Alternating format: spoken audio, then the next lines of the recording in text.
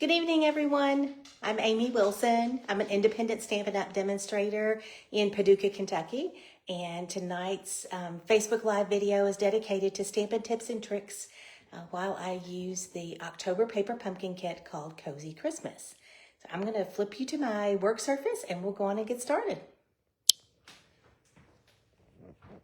Give me a moment while I get you attached to my clip that's in my ring light. This is always the hardest part of the entire process.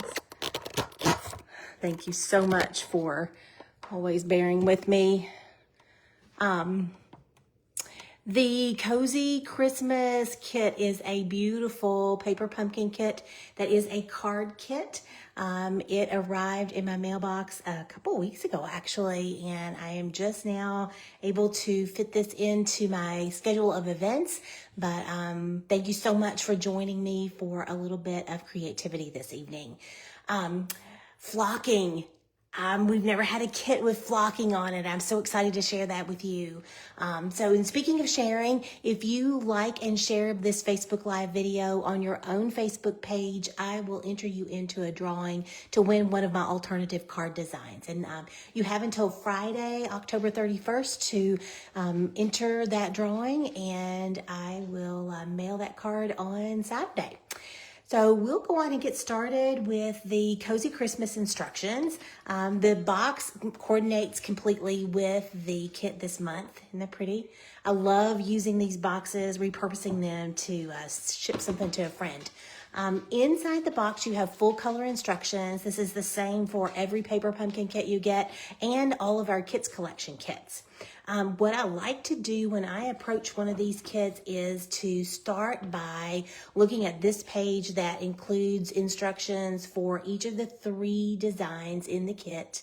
I like to sort everything, punch all the die cuts out, make little stacks, and then I like to punch or stamp everything, and then I can just relax and assemble. So in addition to the overview, you also have detailed instructions to complete each of the projects that's in the kit. Then on the back of the full color instructions, there is a QR code that you can scan that takes you to a professional video done by Stampin' Up! That shows you how to put this card kit together. And that's why I don't do that. What I focus on is tips and tricks that you can use that makes assembling this card kit easier for you because you already have a professional video. So in this kit this month, you got a photopolymer stamp set with some timeless greetings that you can use forever on your projects. So I love the Merry Christmas, and we're going to use this one tonight. I'm going to show you how to use that in a fun way. And then also you got a pumpkin pie Stampin' Spot, so that's your ink. There's 3 different types of adhesives. You have dimensionals, tear and tape, and glue dots. And the tear and tape is represented by this little roll here in your instructions. And then the little dark dots are the glue dots, and the hexagons that are white are your dimensionals. And in addition to that, there's these stunning red sequins. I think they're so pretty. I wish we had those in the catalog for purchase. So we'll go on and get started with card number 1. This is the card that was designed to be card number 1. In the kit.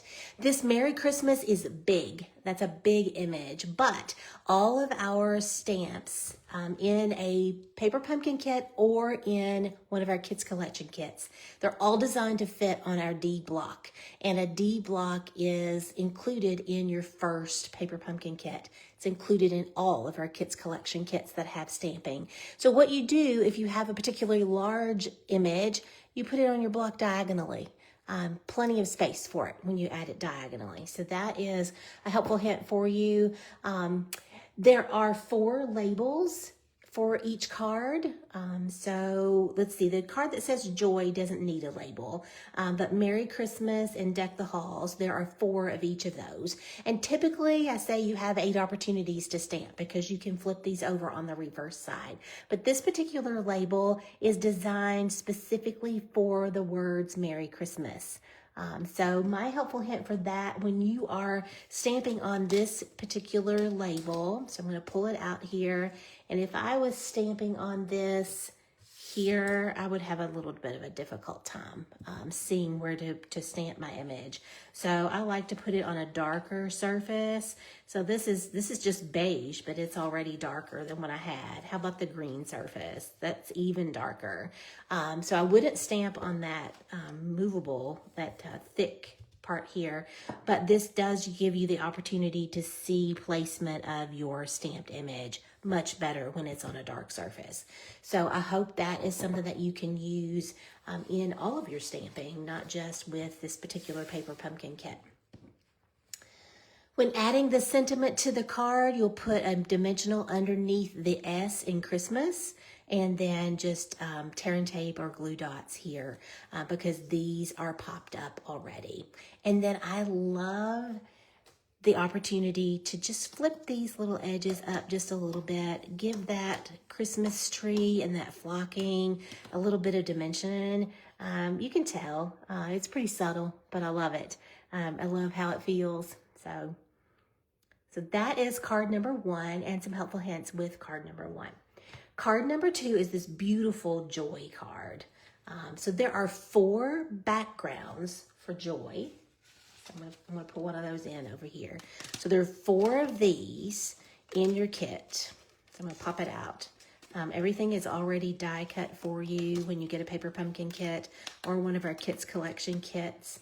They're die cut for you. It just punches right out. Look at that O there, that'll punch right out. Okay, so then you have this little label.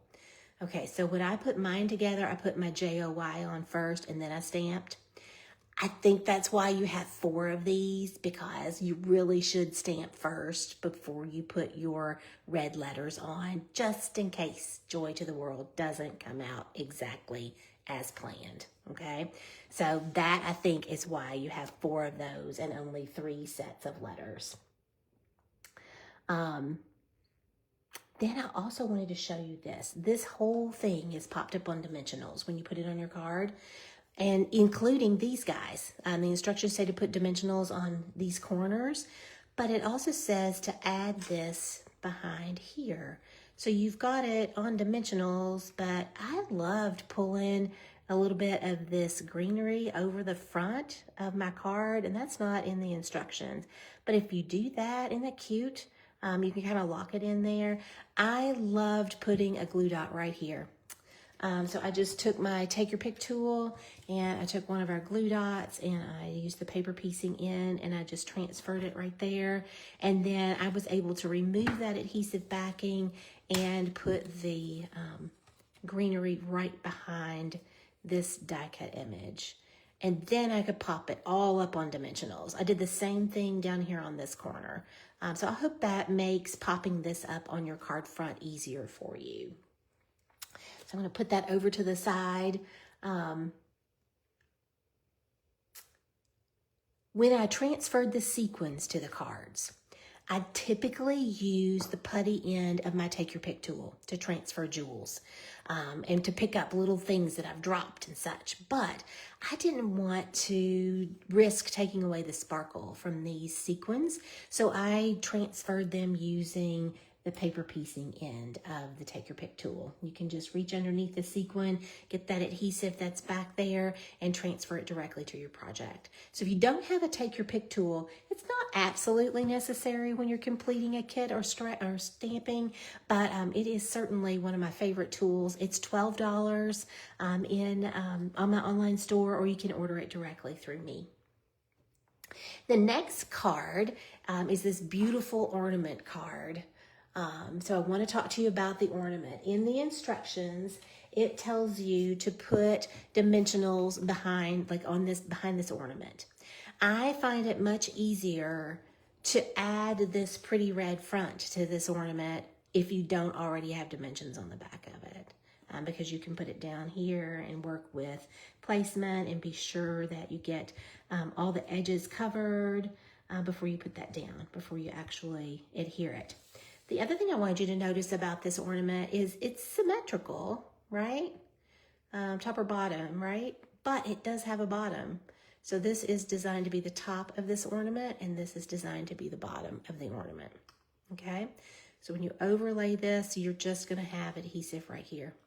And you can add it right onto the ornament. And this is flocking as well. You can feel it. It feels so cool. Okay? The other thing I wanted to point out about this design is this. It also tells you to put dimensionals on the back of your ornament cap. I don't agree with that. I would rather put the ornament cap here. Let's pretend these are both together already. I would rather put the ornament cap where it belongs here. Okay, that looks right on top of the ornament there. And I would rather flip it over and add a dimensional right here. And that way you've popped this up and you've attached it to the ornament where it belongs. You could even add a half a dimensional here. Okay? So keep that in mind when you're creating your ornaments for this particular card. And then also, what if this ornament hook ends up being a little bit longer than it's supposed to be? Look what you can do. So I'm going to flip it over. I can tell that it's a little bit longer than I want it to be, and I'm just going to snip it off, okay? And now it's not too long, all right? So that's card number 3, and those are the 3 cards that are designed to come in this kit, and you get 3 of each of those. And then I've created a couple of alternative projects to go with the kit. This is one of my cards that I created, and it's just a simple card, Joy to the World. I used part of one of the card bases. So these card bases are printed on both sides. So I just cut that in half and cut it 4 inches by 5 1/4 and put it on a basic white card base. I did basic white because I wanted to coordinate with my Joy to the World banner, and that is just a 1/2 inch by 4 inch piece of basic white cardstock, and I used real red ink for stamping. And now you're going to wonder where I got Joy, okay? So I'm going to share that with you. So when you punch out your letters to go on your die cut here, you're going to have J-O-Y. You've got 3 of those. You're going to leave these negative images. And if you use scissors to fussy cut those out, you can have additional words. So you can have 3 more joys, okay? So when I put these together, I just used a little bit of adhesive and glued the O to the J and the Y to the O underneath there. I don't know if you can see that or not. And then I used dimensionals to attach Joy to the back of To the World and put that on my card front. You really can't see it, but I have used an embossing folder, and I've added a little bit of our basic rhinestone jewels. So the embossing folder that I used is called Traditional Wreath, and it's a 3-dimensional embossing folder. It's absolutely stunning, and don't feel like you need to create big square cards to use this embossing folder. It is lovely, used just partially, okay? That's my first alternative project using the Cozy Christmas. And that could be one that you could win if you're sharing this video with a friend or on your Facebook. And then the second alternative project that I did is this card. And I used the back side of the die cut flocking pieces that created this Christmas tree. Just turn them over and use the reverse side. I also put them in the wreath embossing folder, and I positioned them in the folder so that they would get be embossing here. And it worked perfectly.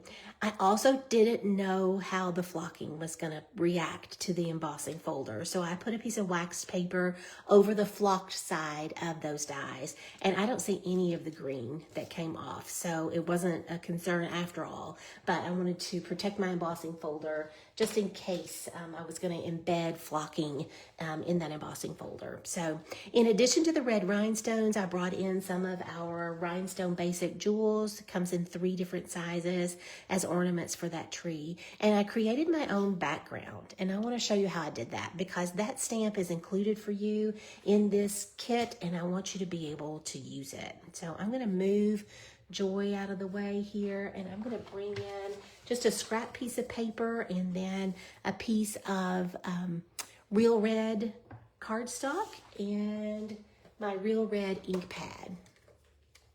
And I'm going to do some tone-on-tone stamping, and I'm going to create background paper just with the stamp that was provided in your kit, okay? So I'm going to ink that stamp, and I have the scrap paper underneath because all of your images don't have to land on your cardstock. So I'm just going to stamp here, and look how easily they fit together, and they're symmetrical. Look at that. I do hope you can see where I'm stamping.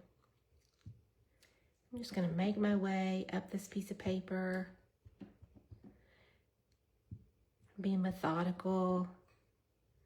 I'm being intentional when I stamp so that my images come out crisp. I'm going to work my way back down here. Look at that bare edge there. I'm going to fill that in. So easy to fill in gaps here. Now I can do the whole page. It's not absolutely necessary because with the card that I created, I covered up the majority of the front. But it was satisfying to be able to do this. Can you see where I'm going here? Look how easy that is to make a pretty symmetrical pattern. So let me know if that's something that you decide to do with your kit. And keep this in mind. This doesn't have to be an exclusive Christmas image. This could be an image that you can use for congratulations, 4th of July, multiple different reasons that you could use this image. Look how easily you can create with that. Okay? So that's just something that I wanted to share with you because I feel like it would be easy to overlook that stamp in your stamp set. So I hope you enjoyed that little tip. I'm going to leave that here. And then I'm going to bring in the stamp case insert. So this is found in the email that is sent to a Paper Pumpkin subscriber along about the 18th of the month. There will be an email with the subject line, Paper Pumpkin Virtual Kit Unboxing. And that's where you'll find a link to the stamp case insert. I love to print these and keep them so that I have a record of what sentiments I have in my kit or my kits so that I can use those on future projects. And then the refill for this kit is available. A refill is all of the consumable parts.